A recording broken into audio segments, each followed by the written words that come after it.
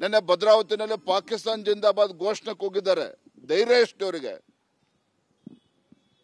ತಾಕತ್ತಿದ್ರೆ ಅವ್ರನ್ನ ಒದ್ದು ಒಳಗೆ ಹಾಕಬೇಕಾಗಿತ್ತು, ಅದನ್ನ ಇನ್ನೂ ಕೂಡ ಮಾಡಿಲ್ಲ.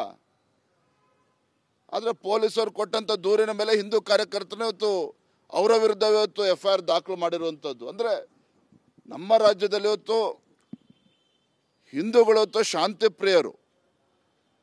ಇವತ್ತು ಗಣೇಶನ ಹಬ್ಬ ಅಂತ ಹೇಳಿದ್ರೆ ರಾಜ್ಯದ ಎಲ್ಲ ಜಿಲ್ಲೆ, ಎಲ್ಲ ತಾಲೂಕುಗಳಲ್ಲೂ ಕೂಡ, ಎಲ್ಲ ಗ್ರಾಮೀಣ ಭಾಗದಲ್ಲೂ ಸಹ ಬಹಳ ಶ್ರದ್ಧೆಯಿಂದ ಇವತ್ತು ಗಣಪತಿ ಹಬ್ಬವನ್ನು ಆಚರಣೆ ಮಾಡ್ತಾರೆ. ಯುವಕರು ಉತ್ಸಾಹದಲ್ಲಿ ಮೆರವಣಿಗೆಯಲ್ಲಿ ಭಾಗವಹಿಸ್ತಾರೆ. ಮಸೀದಿ ಮುಂದೆ ಮೆರವಣಿಗೆ ಹೋಗಬಾರ್ದು, ಯಾವ ಕಾಲದಲ್ಲಿ ಇದೀವಿ ನಾವು? ಹಾಗಾದ್ರೆ ಅಂದ್ರೆ ಎಲ್ಲೋ ಒಂದ್ ಕಡೆ ರಾಜ್ಯ ಸರ್ಕಾರದ ಕುಮ್ಮಕ್ಕಿನಿಂದನೇ ಇವತ್ತು ಈ ರೀತಿಯ ಘಟನೆಗಳು ನಡೀತಾ ಇದೆ. ಯಾಕೆ ಮೊನ್ನೆ ಅಲ್ಲಿ SP ನೆಟ್ಟಗಿದ್ದಿದ್ರೆ ಅಲ್ಲಿ ಮದ್ದೂರಿನಲ್ಲಿ ಮೊನ್ನೆ ದಿನ ಗಣಪತಿ ವಿಸರ್ಜನೆ ಸಂಜೆ ಆ ಮೆರವಣಿಗೆ ಬರ್ತದೆ ಅಂತ ಗೊತ್ತಿದ್ರು ಸಹ ಮಸೀದಿ ಒಳಗೆ ಇವತ್ತು ನೂರಾರು ಸಂಖ್ಯೆಯಲ್ಲಿ ಇವತ್ತು ಕಲ್ಲು ಗುಡ್ಡೆ ಹಾಕೊಂಡು ಕೂರೋದಕ್ಕೆ ಯಾಕೆ ಅವಕಾಶ ಕೊಟ್ಟರಾಗಾರೆ ಪೊಲೀಸ್ ಇಲಾಖೆಯವರು? ಒಂದು ಕಡೆ ಇಂಟೆಲಿಜೆನ್ಸ್ ಫೇಲ್ಯೂರು,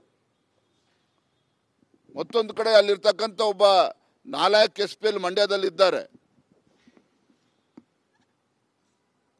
ಇದರ ಪರಿಣಾಮ ಇವತ್ತು ಹಿಂದೂ ಕಾರ್ಯಕರ್ತರು ತೊಂದರೆಯನ್ನು ಎದುರಿಸ್ತಾ ಇದ್ದಾರೆ.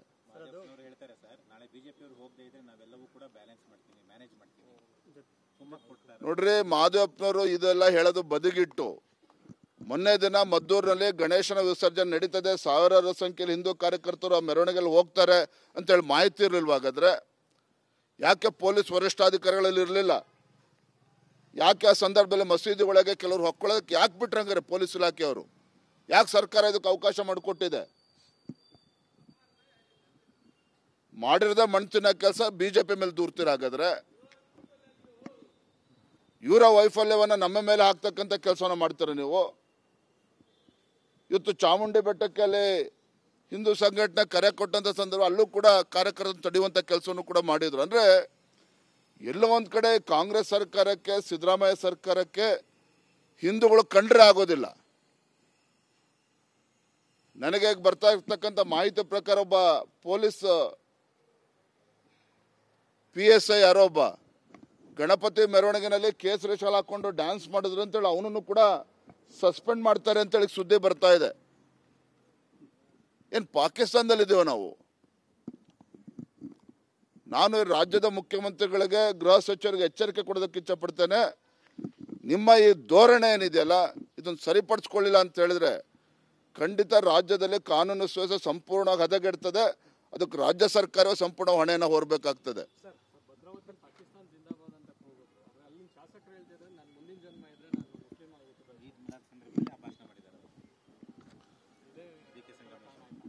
ಇದೇ ಹೇಳಿಕೆನೆ ರಾಜ್ಯದ ಮುಖ್ಯಮಂತ್ರಿಗಳು ಕೂಡ ಒಂದು ಸಂದರ್ಭದಲ್ಲಿ ಕೊಟ್ಟಿದ್ರು, ಅದನ್ನು ಮರೆಯೋದಕ್ಕೆ ಸಾಧ್ಯ ಇಲ್ಲ. ಹಾಗಾಗಿನೇ ಇವತ್ತು ಹೇಳ್ತಾ ಇದ್ದಾಗ ರಾಜ್ಯದಲ್ಲಿ ಒಂದು ರೀತಿ ತುಗ್ಲಕ್ ದರ್ಬಾರ್, ಇದು ಒಂಥರ ನಿಜಾಮರ ಆಡಳಿತ ನೆನಪು ಮಾಡಿಕೊಡ್ತಾ ಇದ್ದಾರೆ ಇವರು. ನಾಳೆ ದಿನ ನಾವೀಗಾಗಲೇ ನಮ್ಮ ಸತ್ಯ ಸಂಶೋಧನಾ ಒಂದು ತಂಡವನ್ನು ನಾವೀಗಾಗಲೇ ಘೋಷಣೆ ಮಾಡಿದ್ದೇವೆ. ನಿವೃತ್ತ ಹಿರಿಯ ಪೊಲೀಸ್ ಅಧಿಕಾರಿಗಳಾದ ನಿವೃತ್ತ ನಮ್ಮ ಭಾಸ್ಕರ್ ಅವರ ನೇತೃತ್ವದಲ್ಲಿ ಒಂದು ತಂಡವನ್ನು ಈಗಾಗಲೇ ರಚನೆ ಮಾಡಿದ್ದೆ. ಅವರು ಕೂಡ ಭೇಟಿಯನ್ನು ನೀಡ್ತಾ ಇದ್ದಾರೆ. ಯಾಕೆಂದರೆ ಸಂಪೂರ್ಣವಾಗಿ ಪೊಲೀಸ್ ವೈಫಲ್ಯ, ಇಲಾಖೆ ವೈಫಲ್ಯ ಅಲ್ಲಿ ಎದ್ದು ಕಾಣ್ತಾ ಇದೆ ಮದ್ದೂರಿನಲ್ಲಿ. ಇವೆಲ್ಲವೂ ಕೂಡ ಸಮಗ್ರವಾಗಿ ಅಲ್ಲಿ ಸತ್ಯಾಸತ್ಯತೆಯನ್ನು ಅರ್ಥ ಮಾಡ್ಕೊಂಡು ವರದಿ ಕೊಡಬೇಕು ಅಂತೇಳಿ ಈಗಾಗಲೇ ಒಂದು ತಂಡವನ್ನು ಕೂಡ ರಚನೆ ಮಾಡಿದ್ದೇವೆ.